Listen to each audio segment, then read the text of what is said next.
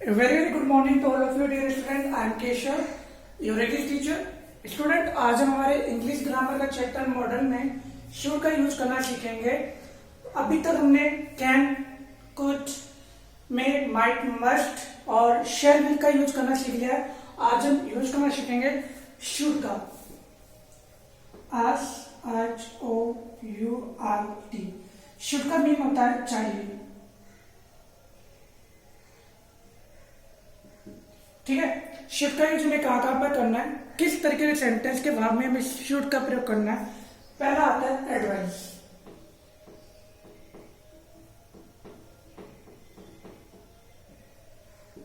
Advice का मतलब होता है सलाह।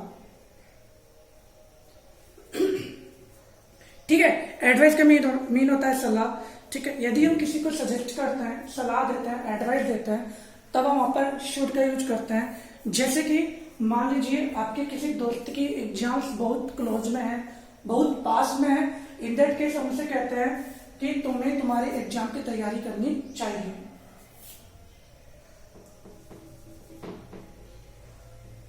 Your exams are near, you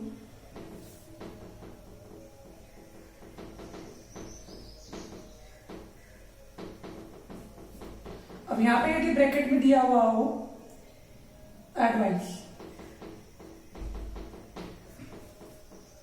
तो सेंटेंस को जैसे आप रीड आउट करोगे, रीड आउट करने के बाद में आपको इसके भाव का पता चलेगा कि यहाँ पर क्या लिखा हुआ है।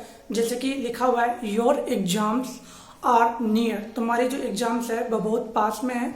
You dash work hard means अब हम किसी को एडवाइस कर रहे हैं, सलाह दे रहे हैं, तो इट मीन्स सलाह के लिए हम किसका प्रयोग करेंगे यहाँ पे शुड का। तो एडवाइस के लिए ध्यान रखना, यदि हम किसी को एडवाइस दे रहे हैं तो एडवाइस के लिए हम शुड का यूज करेंगे। ठीक है, दूसरा है suggestion.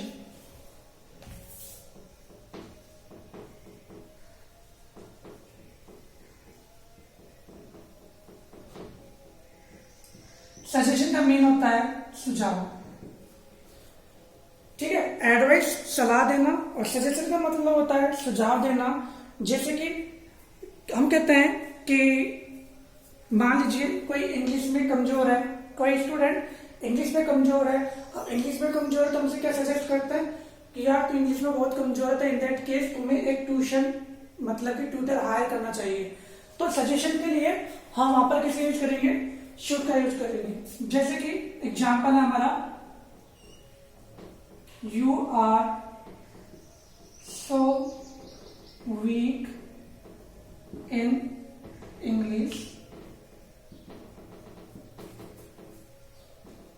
you should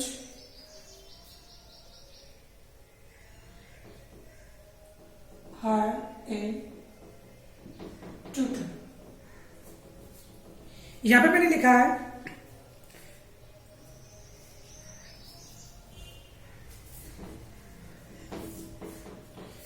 You are so weak in English, you dash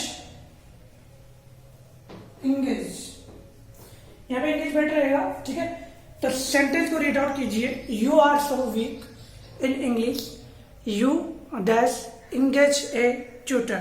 अब यहाँ पर सेंटेंस को जब आप रीड आउट करोगे तो आपको पता चलेगा कि यहाँ पे हम किसी को सुझाव दे रहे हैं कि तुम इंग्लिश में बहुत वीक हो। ठीक है, तो तुम्हें एक ट्यूटर करना चाहिए, मतलब कि ट्यूटर के पास में जाना चाहिए। तो जब हम सुझाव देते हैं तो सुझाव के लिए हम किसका यूज करेंगे, यहां पर शुड का यूज किया जाएगा। क्लियर है? ठीक है, अब पहले हमने सीखा था मॉरल ड्यूटी।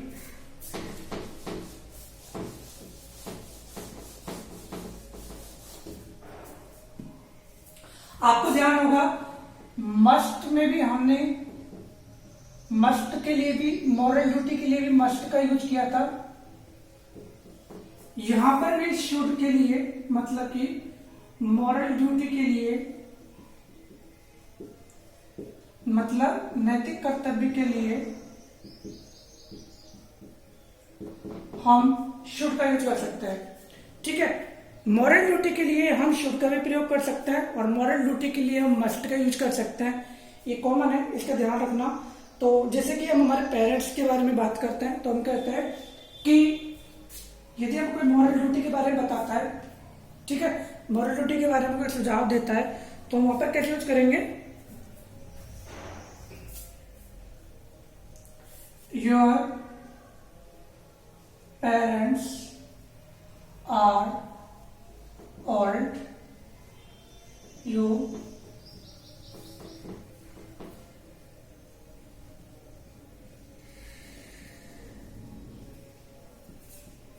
अब यहां पे देखिए हमें सजेशन भी मिल रहा है, ठीक है, और हमें मॉरल ड्यूटी के बारे में पता चल रहा है। सेंटेंस के ऊपर रीड आउट करते हैं, योर पेरेंट्स आर ओल्ड, तुम्हारे माता पिता वृद्ध हो चुके हैं, ठीक है, वृद्ध है, you dash take care of them.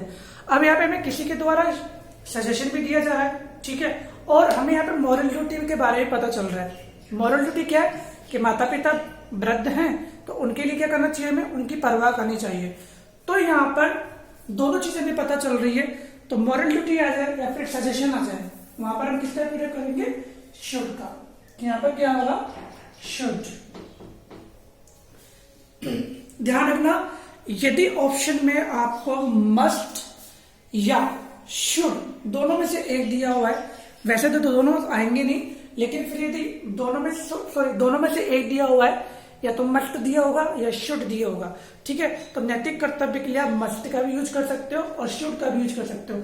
लेकिन ध्यान रखना जहां पर सजेस्ट किया जाता है ना, तो वहां पर हम किसका प्रयोग करेंगे, शुड का प्रयोग करेंगे, क्योंकि सजेशन वाला सेंटेंस आपको पहले ही मिल जाएगा, ठीक है। थर्ड वाला कंप्लीट हो चुका है। अब हम शुड के बारे में और देख लेते हैं, पर्पज।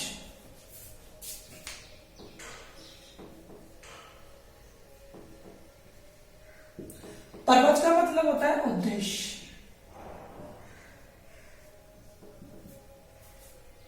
PORPOSE पर्पज का मीन्स होता है उद्देश्य। मतलब कि हम यदि किसी से कहते हैं लाइक उद्देश्य के लिए, ठीक है, किसी का उद्देश्य याद दिलाते हैं तो हम उसके लिए किसका यूज करेंगे, शुड का। लेकिन उद्देश्य में ध्यान रखना एक वर्ड है लीस्ट, वो मैं आपको डायरेक्ट बता देता हूं। यदि किसी भी सेंटेंस में LEST, ध्यान रखना यदि किसी भी सेंटेंस में LEST आपको दिखाई देता है, उस सेंटेंस में याद रखना लिस्ट के साथ हमेशा शुड का यूज किया जाता है। वापिस रिपीट कर रहा हूं, यदि किसी सेंटेंस में LEST लिस्ट का मतलब किसी लिस्ट वर्ड दिखाई देता है तो वहां पर आपको शुड का यूज करना है, ठीक है। जैसे कि सेंटेंस है मेरे पास,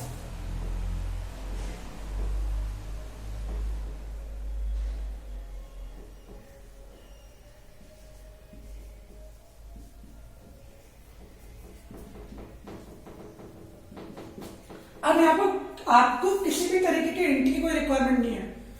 एक वर्ड आ चुका है आपके लिए लिस्ट, जहां पर LEST दिखाई देता है वहां पर आपको शुड का यूज करना है,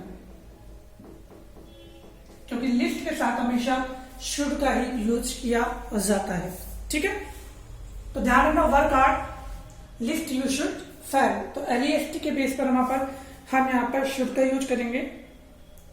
और एक और आता है हमारे साथ में शुड के लिए रिक्वायरमेंट। रिक्वायरमेंट का मतलब होता है जरूरत।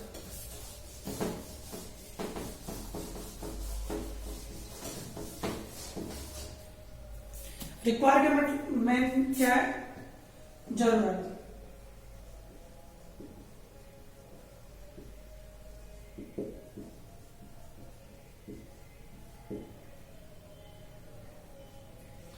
जरूरत, तो जरूरत के लिए रिक्वायरमेंट के लिए हम किसका यूज करेंगे, शुड का यूज करेंगे। जैसे कि हमें डेली नहाते हैं, ठीक है, तो ऑब्वियसली सेंटेंस है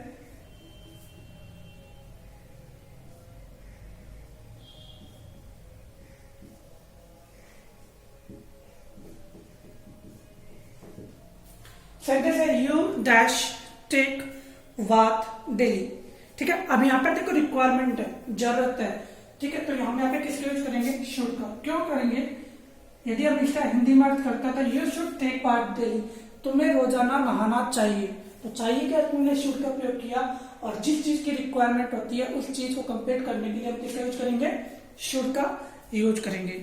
तो शुड का प्रयोग आपको शायद करना आ गया होगा, एक बार आप चेक करके देख लीजिएगा, कहीं पे भी कोई से भी पॉइंट रह गया हो आप उसे रीड आउट कर लीजिएगा।